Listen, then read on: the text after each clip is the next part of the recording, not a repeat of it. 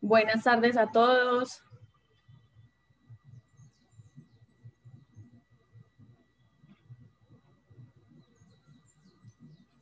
Bueno, vamos a dar un momentico, por ahí unos 5 minuticos de espera para mirar quién más se va a conectar, ¿cierto? Darles como una esperita y ya empezamos, listo. Entonces voy a ir proyectando.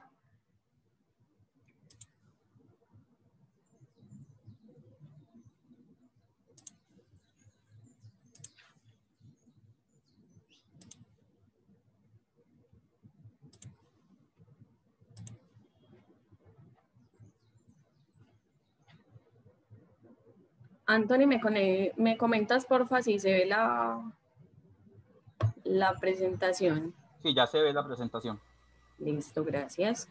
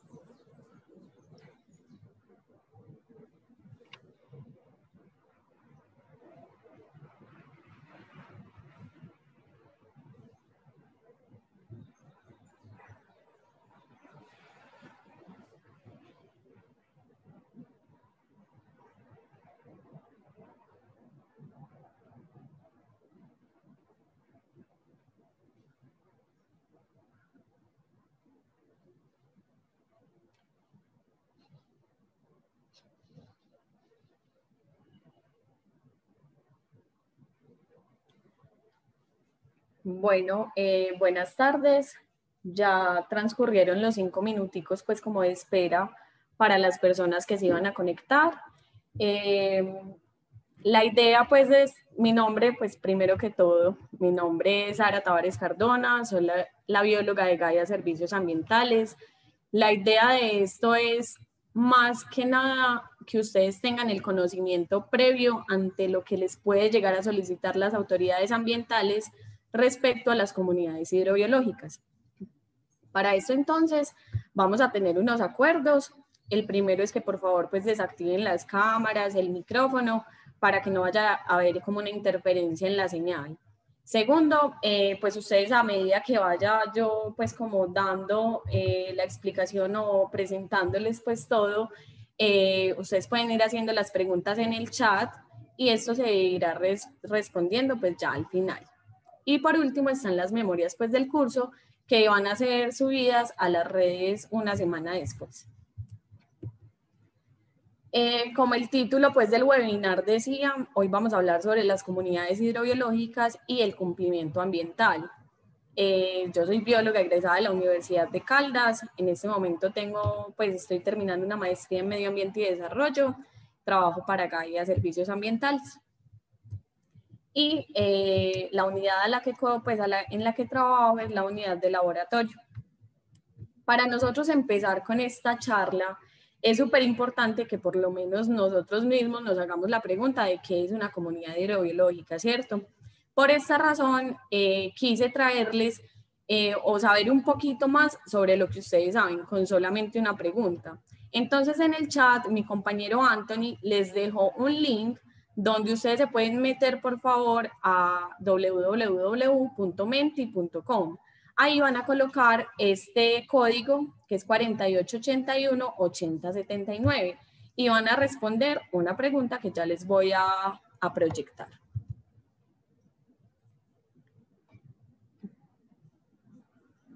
Bueno, ya vi que la mayoría ya se había como conectado, pero solamente han contestado 2 personas.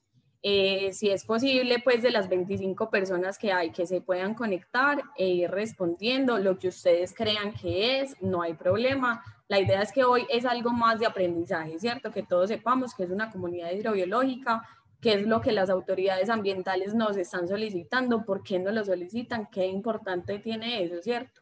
No solamente cumplir por cumplir como con una obligación. Ya van 8 personas respondiendo, la idea es que por lo menos lleguemos a más de la mitad, entonces les agradezco que participemos todos, que sea un poquito activo esto, ¿cierto?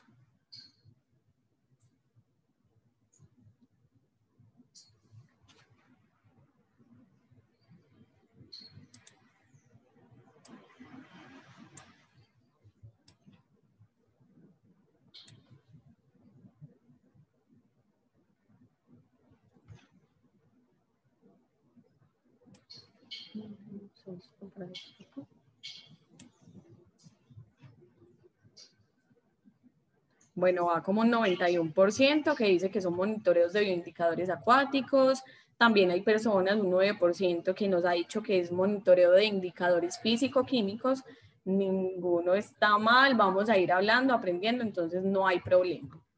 Esperemos a ver quién más nos contesta. Ya son 26 personas para que participemos todos.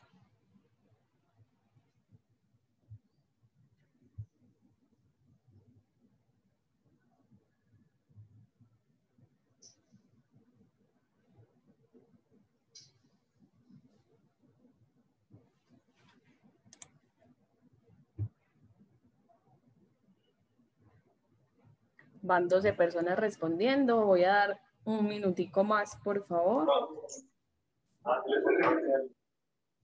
Recordemos, por favor, apagar los micrófonos, las cámaras, para que no tengamos problemas con la conectividad, por favor.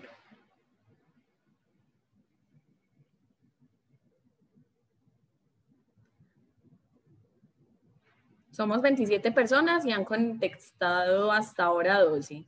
Entonces, que contesten otras más y seguimos.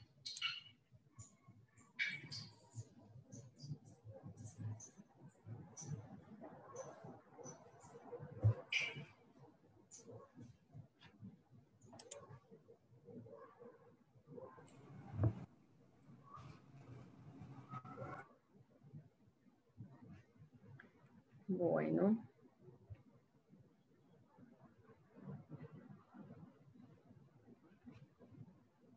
Listo, hasta ahora contestaron ya 13 personas. Un 92% dijo que eran monitoreos de bioindicadores acuáticos, un 8% dijo que eran monitoreos de indicadores físico-químicos. Entonces ya vamos a dar continuidad para que sepamos pues como al final qué es, ¿cierto? Voy a poner este por acá. Bueno. Entonces, como les dije, mi nombre es Sara Tavares Cardona, soy la bióloga de Gaia Servicios Ambientales y vamos a comenzar entonces hablando sobre qué es la integridad biológica y ecológica. ¿Por qué es importante hablar de esto? A ver, yo quiero que, digamos, esta charla vaya un poquito más enfocado a lo que a nosotros como empresa nos están pidiendo, ¿cierto? Muchas veces nos llegan requerimientos y simplemente nosotros por salir pues de eso rápido, simplemente decimos, bueno, busquemos qué empresa hace esto, qué empresa está acreditada y listo, ¿cierto? Pero hay que ir un poquito más allá, hay que tratar de mirar yo qué estoy afectando, porque puedo afectarlo también de manera positiva. No siempre uno va a llegar a interferir en un ecosistema de una manera negativa, pero siempre cuidando eso, ¿cierto? ¿De qué manera yo voy a intervenir en un ecosistema? Entonces, cuando yo hablo de integridad biológica y ecológica, simplemente es como todo el ecosistema va a tener en un equilibrio y balanceado todas las comunidades que allí se encuentren, desde lo que no es vivo como lo que es vivo, ¿cierto? Desde las rocas, desde la hojarasca, desde los organismos que se encuentran pues en estos ecosistemas. Entonces, para yo poder entender todo eso, cómo se conecta todo esto, es muy importante yo poder entrar a decir qué es para mí un indicador, qué me indica cómo está ese ecosistema y qué es para mí un bioindicador, ¿cierto? Como les digo, esta charla es más informativa que otra cosa, que ustedes puedan tener todos esos conocimientos medio técnicos, ¿cierto? O un poquito sobre lo que a ustedes les está solicitando la autoridad cuando le diga, venga, hágame un monitoreo sobre comunidades hidrobiológicas. Entonces, hoy nosotros no vamos a hablar sobre, bueno, para hacer esto necesito una red de estos equipos, no. Hoy vamos a hablar sobre de qué forma ustedes les deben responder a las autoridades ambientales, por qué la autoridad ambiental a ustedes les pide eso, qué tan importante es una integridad biológica y ecológica para las autoridades, ¿cierto? Y por qué debo tener yo o debo mantener esas comunidades balanceadas e integradas de organismos que habitan allí. Como les dije ahora, vamos a pasar esta. Como les dije ahora, entonces, es muy importante que nosotros sepamos qué es un indicador y qué es un bioindicador, ¿cierto?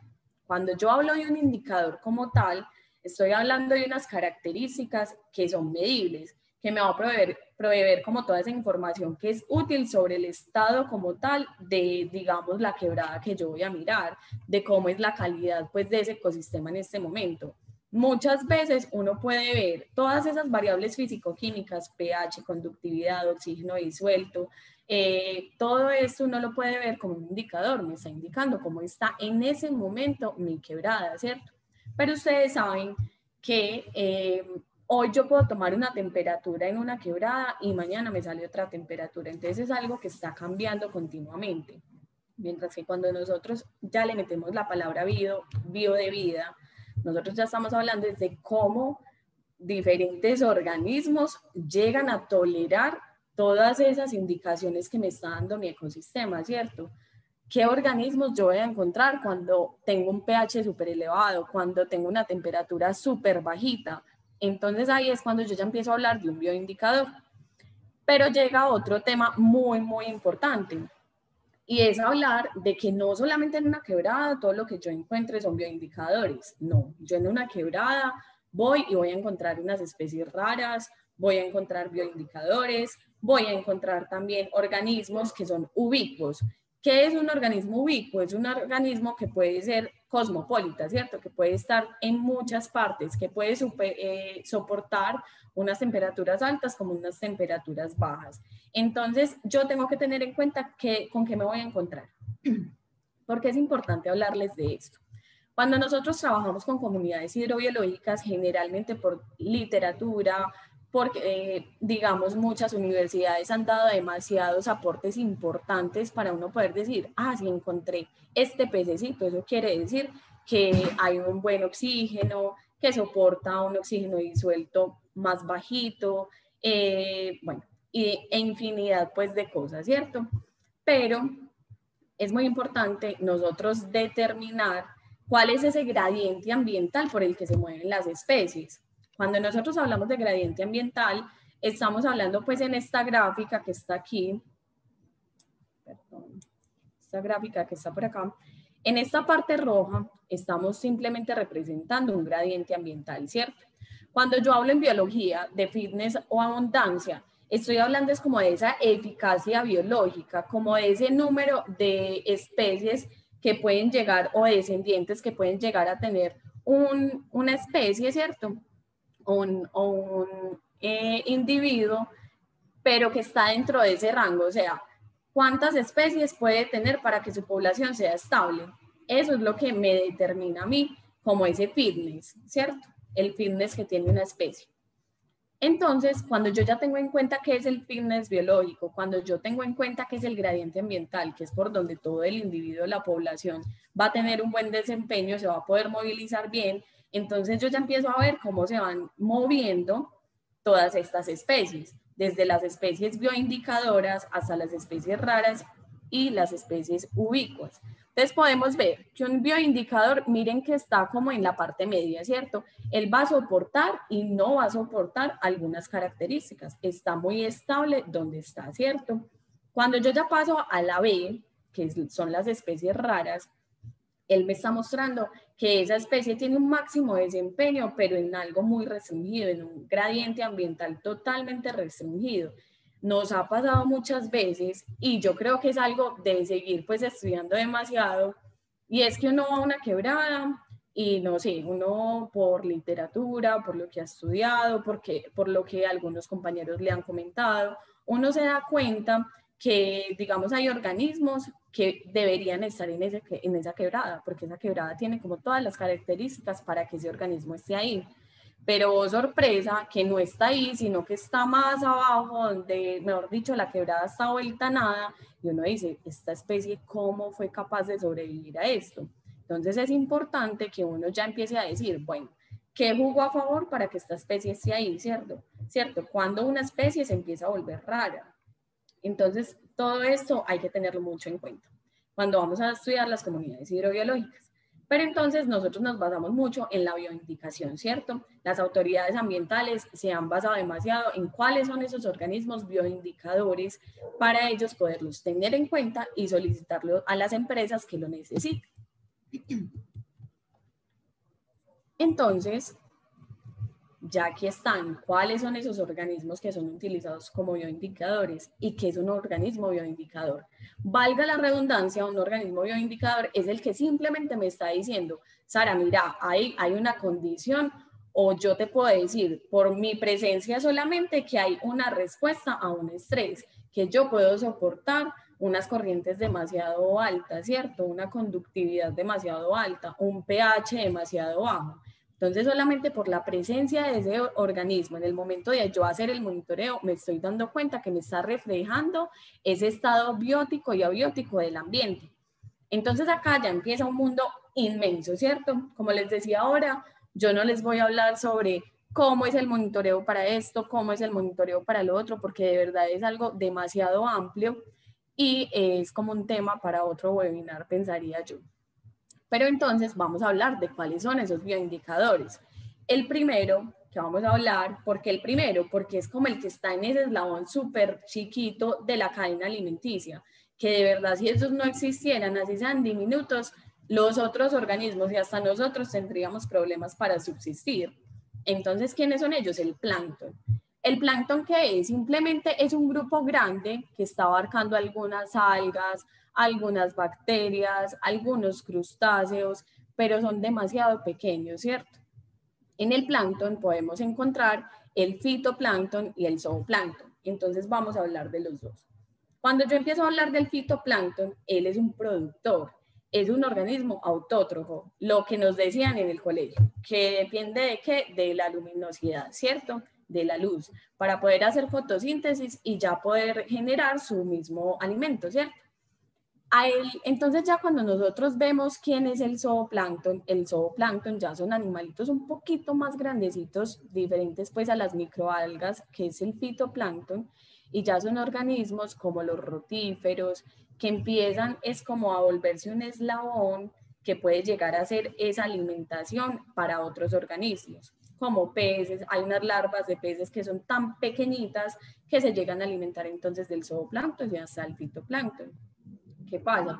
Que el zooplancton lo que hace es que empieza como a moverse por toda la columna del agua.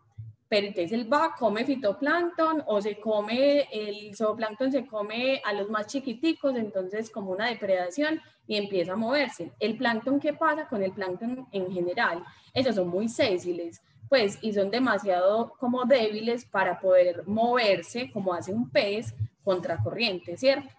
Entonces ya es, como les digo, ese es el eslabón más pequeño, son esos productores del fitoplancton. Por ejemplo, cuando el plancton como tal en el mar ya se mueren, ellos lo que pasa es que crean como una capa de sedimento. Y ya ahí qué pasa, que cuando ya, digamos, se encuentran fosilizados, ya empiezan a producir el famoso pues petróleo y el amado petróleo. Entonces miren hasta dónde llega un organismo tan pequeño, o sea, lo que puede generar a un tiempo pues súper largo, ¿cierto? Aparte de esto, ellos como que sintetizan demasiado dióxido de carbono, más que todo el fitoplancton, ¿cierto? Y ya cuando ellos sintetizan esto de esta manera, porque sintetizan demasiado, ya botan como a la atmósfera un 50% de oxígeno. Entonces, veamos que cuando yo hablo de hidrobiológicos, estoy hablando de cosas súper chiquitas, ¿cierto? Como le dicen muchos ingenieros cuando uno va a hacer algún monitoreo, que nos dicen a mis compañeros y a mí, ah, no, esos bichos, tal cosa, ¿cierto? No está mal, no está mal decirle bichos, porque pues no todos conocemos sobre esto. Pero entonces miren qué tan importante es yo saber que estoy monitoreando, ¿cierto? Porque la autoridad me lo está pidiendo. Pasemos entonces al perifitón. Ah, bueno, en el zooplancton es bueno y es importante tener en cuenta varias cosas. Cuando nosotros hacemos un monitoreo de hidrobiológicos, es muy importante que los que estén haciendo el monitoreo hidrobiológico sepamos qué estamos monitoreando. Porque como nosotros tenemos unas características, no nos gusta el sol, a otros nos gusta el frío, mil cosas, con las comunidades también pasa lo mismo. Entonces el zooplancton, por ejemplo, es mejor hacer un monitoreo de zooplancton, pero cuando no hay tanta temperatura, cuando la temperatura no está como en su máximo nivel, por ejemplo las 12 del día. Entonces, según la literatura, lo que nos dice es evite hacer monitoreos a esa hora. Entonces, por eso miren que es muy importante que el que les haga a ustedes un monitoreo hidrobiológico sepa por lo menos esas cosas básicas, ¿cierto? Porque todos podemos aprender de todo, pero es importante que por lo menos tengamos esos conocimientos básicos. Cuando nosotros ya pasamos, hay otros productores primarios que son como el perifitón, ¿cierto? Ese perifitón, para hablarles tipo cartilla nacho, uno llega y coge la roquita en el río y uno la ve toda babosita, ¿cierto? Entonces uno ahí se da cuenta que hay algo de perifitón, sino que a veces se empiezan a confundir con otro tipo de algas, entonces hay como que limpiar un poquito más la roca y ya hacer el monitoreo de perifitón, que este se hace con un cepillo de dientes. ¿Por qué con un cepillo de dientes? Porque lo que pasa es que son algas, microalgas, que están súper adheridas al sustrato como tal.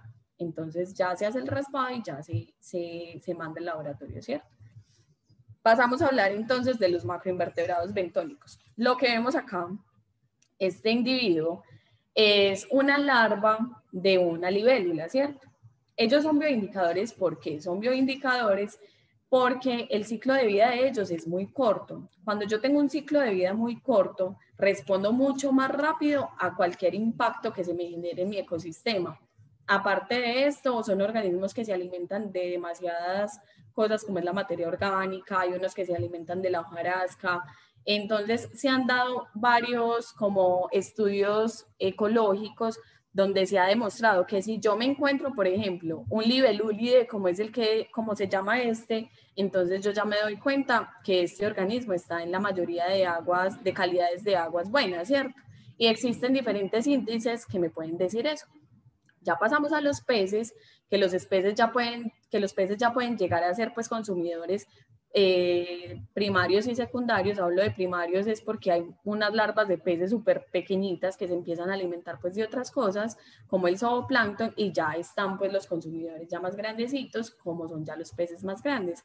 Entonces, ¿por qué ellos también las autoridades ambientales los requieren como bioindicadores? ¿Por qué? Porque son organismos que son ampliamente estudiados, que nos representan muchas cosas al encontrarlos. Por ejemplo, lo que les decía ahora, si yo sé que hay un pez, algo de oxígeno disuelto debe tener esa quebrada, ¿cierto? No puede ser oxígeno cero, pues, o que no haya oxígeno. Entonces, miren que una cosa va con otra, ¿cierto? Si están los peces es porque plancton debe haber por algún lado. Si están los macroinvertebrados, también debe haber una materia orgánica, posiblemente debe haber perifiton. Entonces todo se va entrelazando. Por ejemplo, los peces son muy importantes cuando nosotros, por ejemplo, vamos a un río, ¿cierto? Y en el río hay demasiados vertimientos de 1000 empresas, tipo Río Medellín, ¿cierto? Cuando estamos allá, nos podemos llegar a coger un pez y el pez tiene malformaciones, sean las aletas, en la dentadura, no sé, en el lomo. Entonces, nunca me ha pasado pues coger un pez así, pero puede pasar. Entonces, imagínense qué me está indicando eso, que esa quebrada tiene que tener una intervención, pues una contaminación tan grande que me está generando como pérdida en la estructura física y pues en la estructura ya interna de un animal. Entonces imagínense las personas que viven de los peces, que viven de la pesca, que se están comiendo, ¿cierto? Entonces esto también es muy importante. Y por último, ya hablamos pues de las macrófitas. Las macrófitas son muy importantes, pero también pueden llegar a ser muy dañinas, ¿cierto? Entonces, eh, digamos, tipo embalse pues de Guatapé. Allí hay demasiados buchones de agua. Nosotros hemos escuchado por EPM y por otras partes pues que nos dicen como que no, es una especie invasora, pasa esto, pasa lo otro, ¿cierto? Pero hasta ahora, pues en el embalse como tal, el último registro es que estamos como en el 19% de cianobacterias. Cuando yo hablo de cianobacterias, ya son bacterias que se toman, según la Organización Mundial de la Salud, como ya que pueden llegar a ser en un porcentaje un poquito peligrosas para nosotros. Pero en este momento eso no pasa ya, ¿cierto? Estamos en un 19% que es aceptado por la Organización Mundial de la Salud. Sin embargo, la universidad como la Universidad de Antioquia siempre va, hace monitoreos y mira cómo está creciendo este buchón, ¿cierto?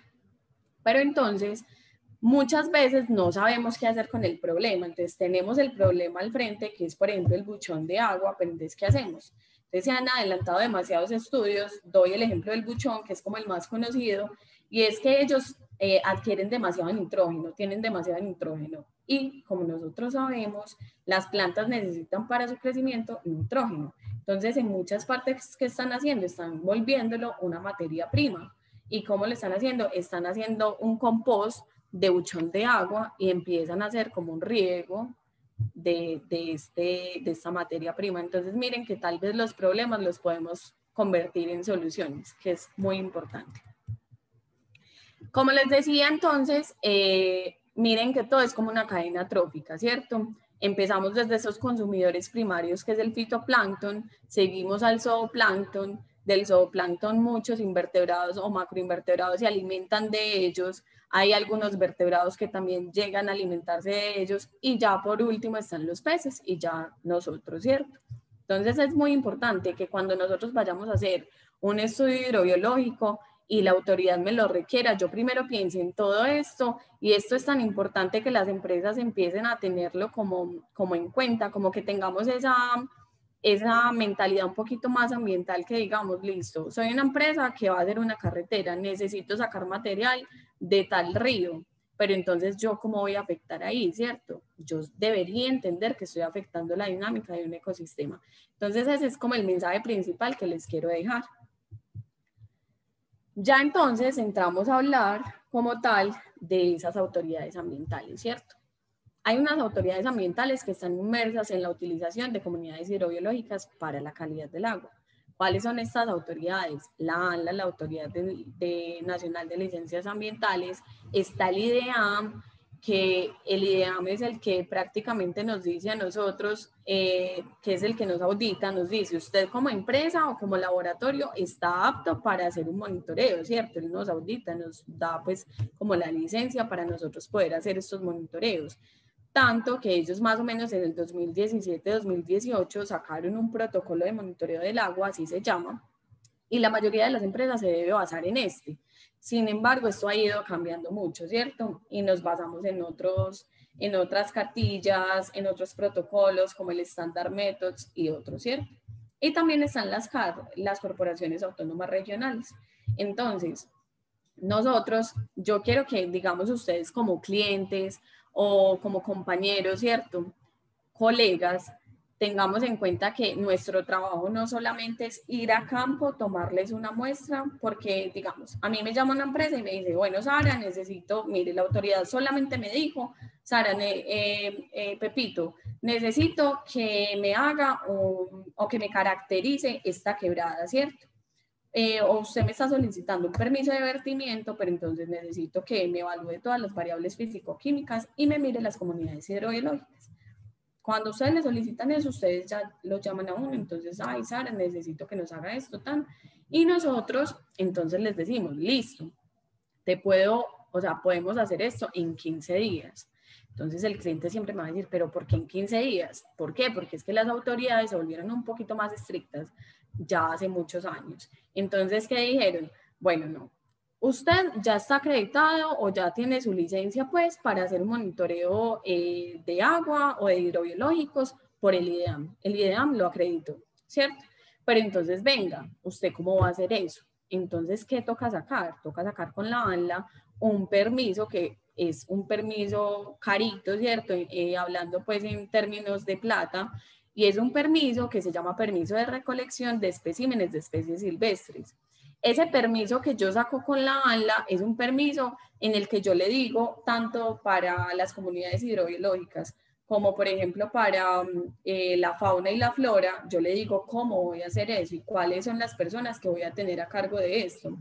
Nosotros sacamos ese permiso y ya tenemos que hacer un formato de inicio de actividades. Ese formato de inicio de actividades es un formato donde yo tengo que decir cuáles son las coordenadas donde yo voy a ir a hacer el monitoreo, cómo se llama la quebrada, quién va a hacer ese monitoreo. Antes lo va a hacer Sara la bióloga, lo va a hacer junto con sus compañeros que son los técnicos de campo. Listo. También me va a decir de dónde a dónde van las muestras. Ah, no sé, va de Tame Arauca hasta Bogotá vía terrestre. Entonces miren que es demasiada información detrás de lo que nosotros hacemos en campo y del informe que a ustedes les entregamos.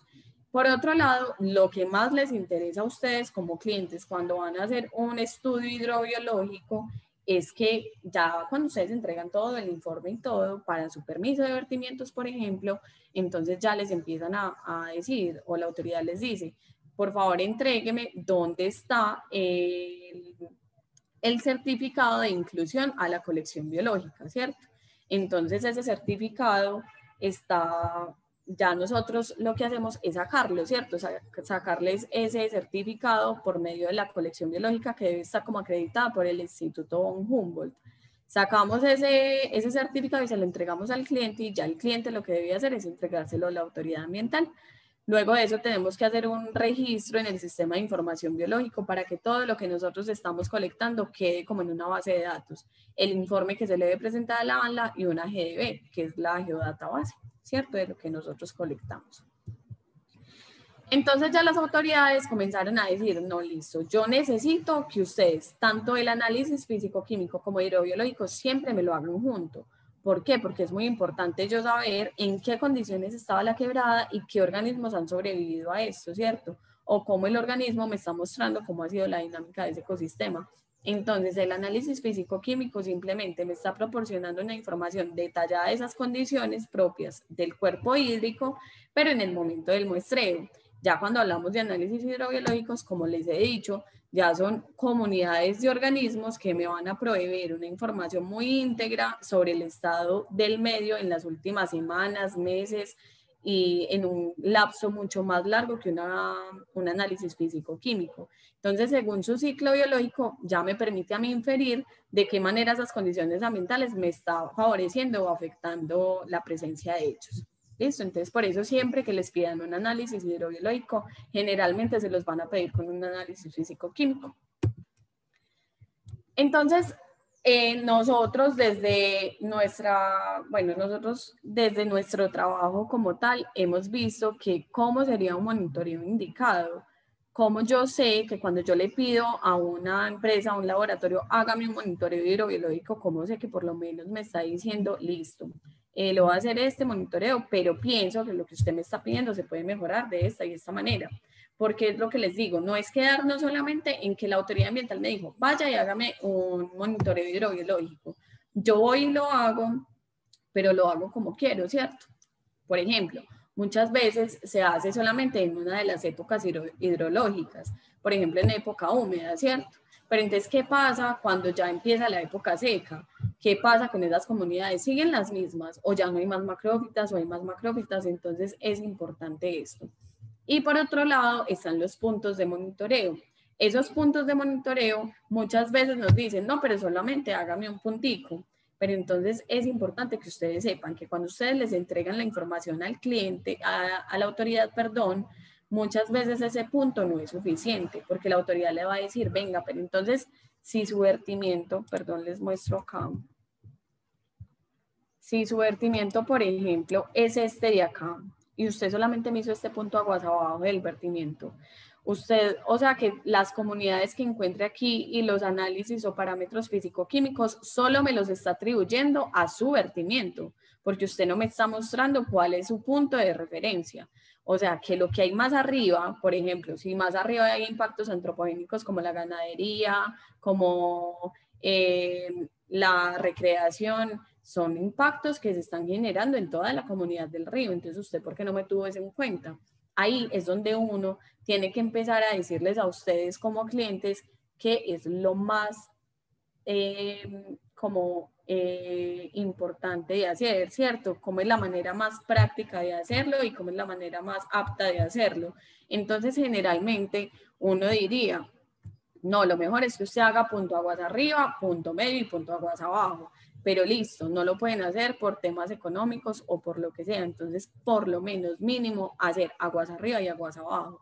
Es como lo más sensato para hacer, ¿cierto? Punto aguas arriba de mi vertimiento, cómo se está manejando, cómo se está dando la dinámica del ecosistema, y punto aguas abajo, cómo se está dando. Ya luego, entonces, las autoridades ambientales ya lo que nos están pidiendo o a los clientes es, bueno, entonces dígame en sus informes cómo se está dando la estructura de esas comunidades. Entonces, simplemente acá se los estoy diciendo muy por encimita, ¿cierto? Esto es un tema de mucha tela por cortar, pero simplemente es un análisis que ellos necesitan de cómo está la composición y riqueza de los taxones que usted colecte en campo, cómo se identifica la distribución, la densidad de abundancias y cómo se da de estación en estación. Por otro lado, siempre piden, la mayoría de veces piden estos índices o estos tipos de diversidad, diversidad alfa y diversidad beta. Cuando yo hablo de la diversidad alfa, son diferentes índices que algunos me dicen como, miren a ver si su monitoreo fue al azar, si la representación de las especies que usted está cogiendo, si son las representativas para mandar a analizar, si me está representando realmente, si son las que me van a salir en la quebrada, ¿cierto? Hay otros índices que nos dicen si las estaciones de muestreo son uniformes o no son uniformes, si hay especies dominantes o no hay especies dominantes, cómo está la riqueza numérica a partir de los taxones encontrados.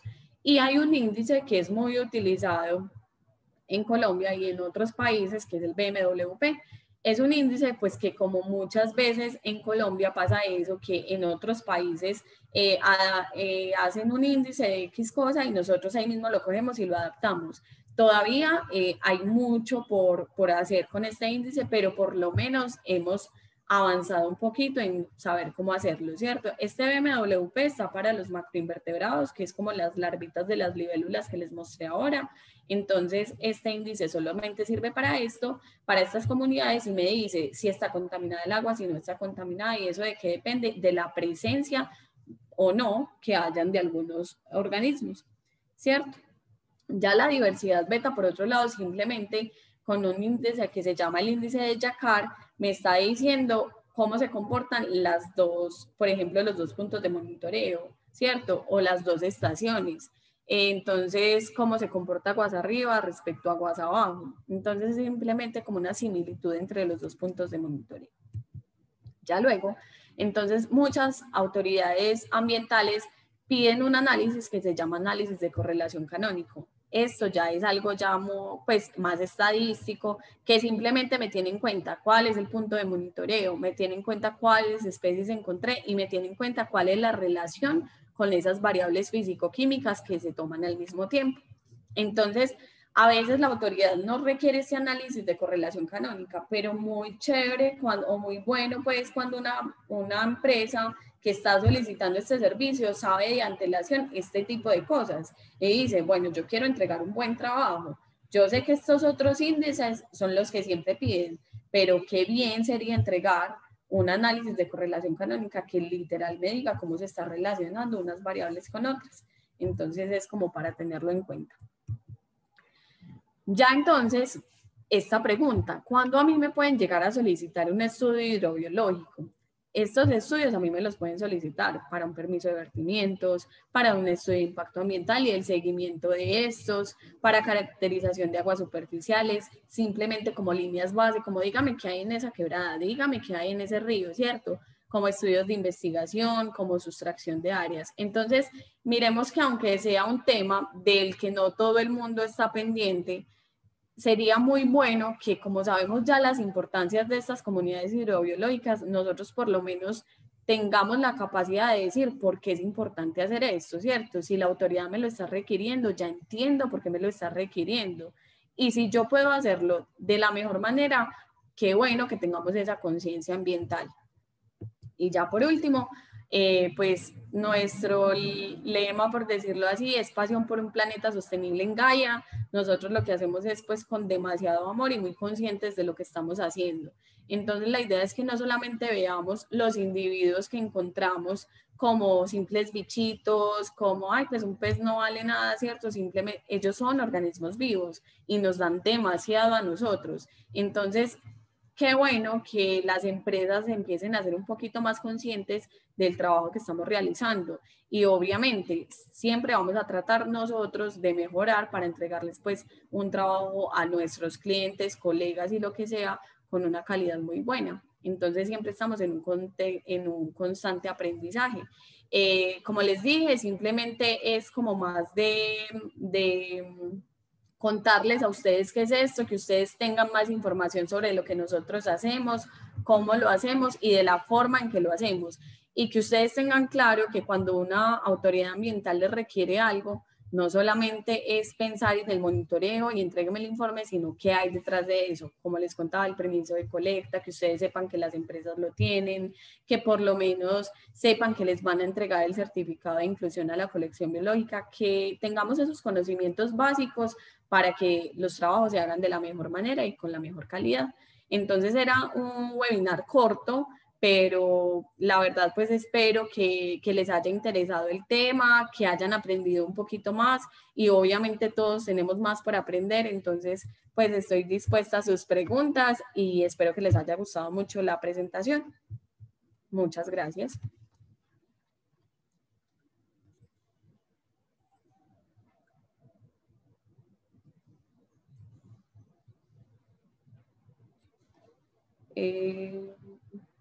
Vamos a mirar a ver si hay preguntitas por acá. No, Sara, no hay. Listo. Solamente pues cuando estamos haciendo lo de la pregunta, que Daniel, Ok. Daniel contestó eso por acá. Listo. Entonces, no sé si alguien tenga una pregunta, si tenga una duda sobre algo. Ya pues quedo como a la espera de si tienen alguna pregunta.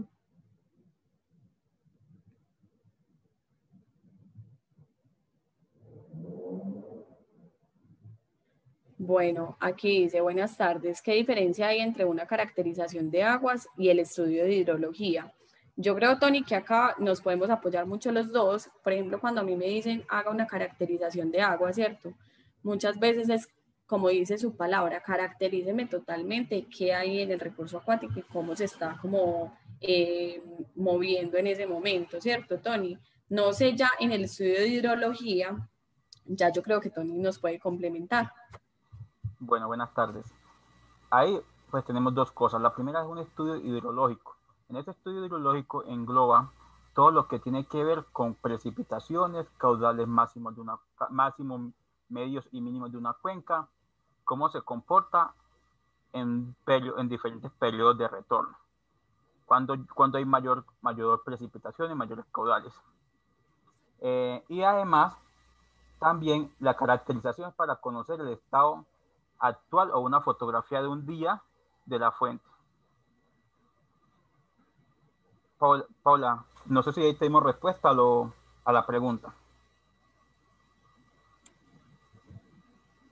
Listo, que sí, que mil gracias. Por aquí Elkin Alexander nos dice, ¿existe algún indicador específico para determinar la calidad del agua en términos de potabilidad o relacionado con la presencia de hidrobiota? Sí, sí, pero eso es un estudio un poquito más amplio, ¿cierto? Para hablar de potabilidad. ¿Por qué? Porque tocaría evaluar, no solamente, por ejemplo, si yo solamente me baso en macroinvertebrados acuáticos, la larvita de la libélula que estábamos hablando ahora, solo me baso en eso y en el indicador específico que es, por ejemplo, el BMWP, ¿cierto? Si yo solo me baso en eso, yo podría decirte si es potable o no es potable, pero uno no solamente se puede basar en una comunidad, por eso las autoridades requieren que se evalúe todas las comunidades, porque puede que yo encuentre organismos en macroinvertebrados muy aptos para la subsistencia con un buen oxígeno disuelto, un buen pH, una buena conductividad, pero luego me encuentro con que hay unas macrófitas que sí tienen que ver con ya contaminación por metales pesados, pues un ejemplo, ¿cierto? Entonces, es posible llegar pues a tener diferentes indicadores para esto, pero sí es una unificación de todos. No sé si ya le di respuesta pues a lo que me estás preguntando o tienes algo como un poquito más específico.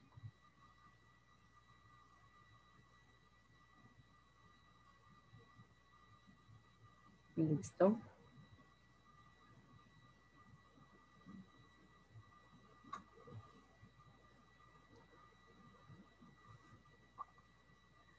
En el gradiente específico para especies raras, no sé si te refieres, pues cuando, o sea, no sé si te refieres es que sabes que en la quebrada hay especies raras, ¿cierto? Ajá. Y tú quieres saber si esas especies raras te están indicando potabilidad. ¿Es eso lo que me estás preguntando? Listo. Pues realmente tocaría mirar es qué tipo de especie es rara, ¿cierto? Y cuando una especie se comienza a volver rara. Entonces es más que todo como ir al punto, mirar qué especies hay y poderte dar una respuesta más específica para poder, pues para poder saber si lo puedes utilizar para la potabilidad. Por ejemplo, si hay macrófitas, que solo con las macrófitas se puede llegar a potabilizar aguas que han sido contaminadas por aguas residuales, por ejemplo, por malos manejos de rellenos sanitarios. Este estudio sí se ha hecho pues con macrófitas, ¿cierto? Pero sí tocaría ir al punto y mirar realmente cuáles son esas especies raras que ustedes crean que tienen o cuáles son esas especies bioindicadoras que puedan tener en el lugar.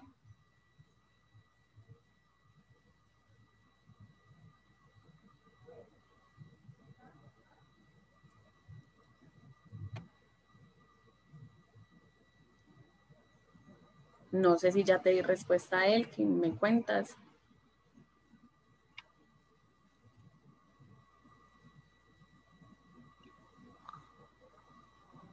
Listo. Además de bioindicadores, ¿qué indicadores físico-químicos usas para determinar la calidad del agua?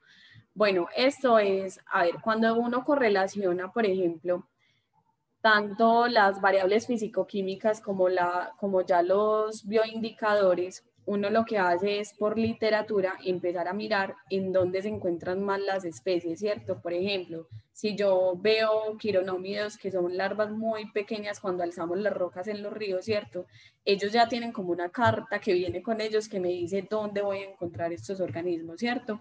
Entonces es muy importante saber de qué se alimentan los organismos, es importante saber esa carta pues con la que vienen cada uno de ellos para poder mirar yo con qué lo voy a relacionar. Por ejemplo, hay macroinvertebrados que se alimentan mucho de materia orgánica, ¿cierto? Entonces es importante yo saber cómo está la materia orgánica pues en la quebrada, ¿sí? Cómo están esos sólidos suspendidos, ¿cierto? Cómo están los sólidos suspendidos totales. Hay, por ejemplo, organismos que no me toleran temperaturas muy altas, entonces yo voy a ir a mirar cómo está la temperatura. La demanda de oxígeno, cómo es. Entonces es como más bien eso.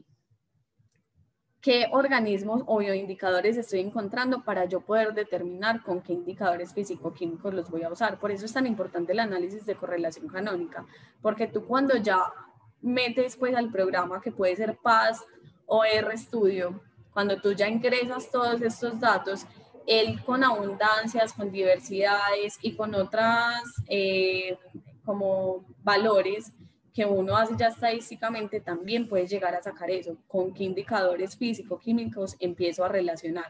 Entonces, si no hago un análisis de correlación canónica, simplemente por teoría, pero si hago un análisis de correlación canónica, perdón, ahí ya puedo asociar dependiendo con riquezas, abundancias y otros índices, ¿cierto? En literatura académica, ¿cómo encuentras la correlación canónica? Pero ¿a qué te refieres? O sea, ¿cómo puedes buscar cómo hacer una correlación? No, tú simplemente buscas análisis de correlación canónica o ACC y simplemente te aparece inmediatamente. Con mucho gusto.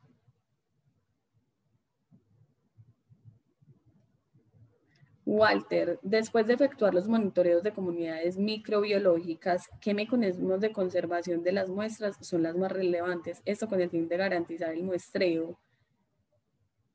Pero, a ver, estamos hablando de comunidades microbiológicas o hidrobiológicas como tal.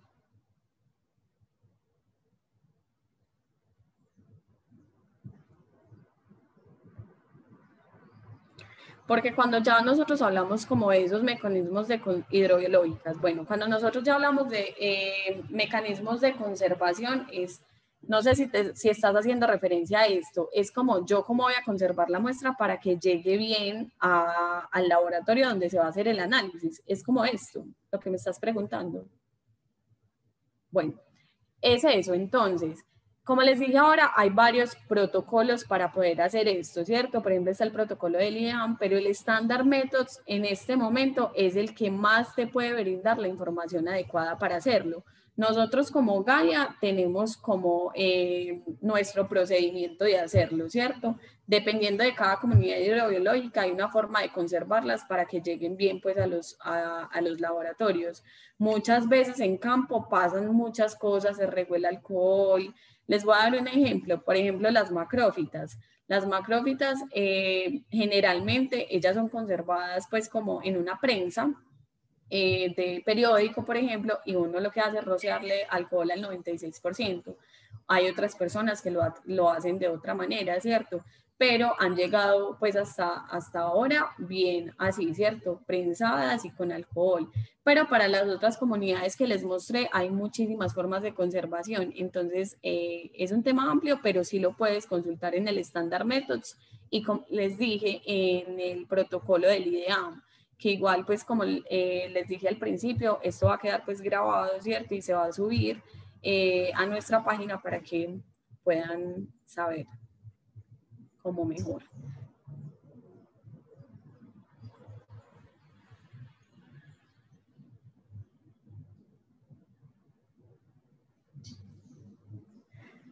Bueno, nos estás preguntando, Lady, con mucho gusto, Walter. Lady nos está diciendo que bajo qué normatividad se empezó a requerir el monitoreo hidrobiológico.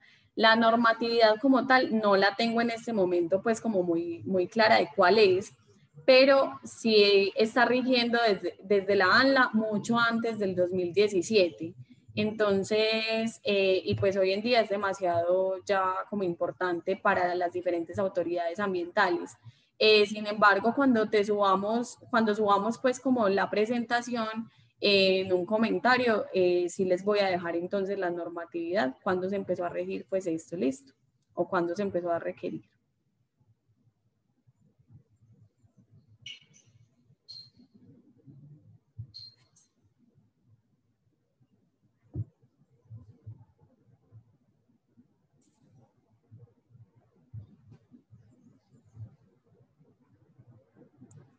No sé si haya otra pregunta.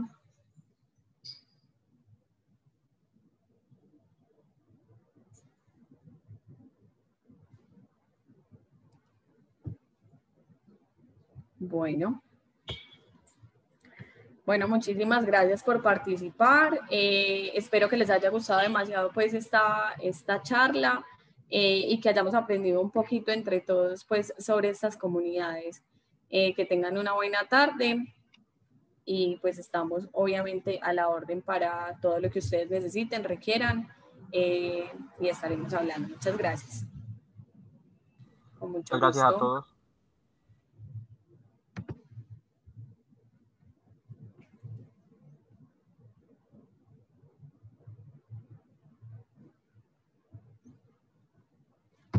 Uh-huh.